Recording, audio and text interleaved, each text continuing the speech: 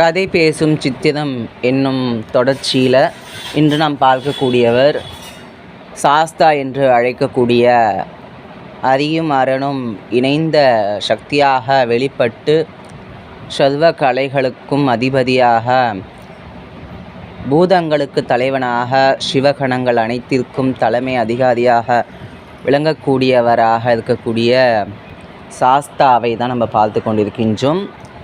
சாஸ்தாவினுடைய வகைகள் அப்படின்னு எடுத்துட்டோன்னா 8 வகைகள் மிகவும் பிரசித்தியாக பேசப்படுகின்றன, வழங்கப்படுகின்றன.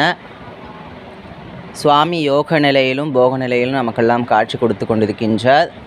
போக நிலையில் பூதனா புஷ்கலா சமேததாக இல்லத வாழ்க்கைக்கு தேவையான சுகங்களை அள்ளி கொடுக்கக்கூடிய வகையிலும், யோக நிலையில் தவசிகளுக்கும் முனிவர்களுக்கும் சொல்லக்கூடிய வகையில் சபரிமலையில் தர்மசாஸ்தாவாக யோக பட்டம் தரித்து கொண்டு சர்வ யோக நிலையில் நமக்கெல்லாம் பூரண ஞான நிலையை கொடுக்கக்கூடியவராக காட்சி கொடுத்து கொண்டிருக்கின்றார்.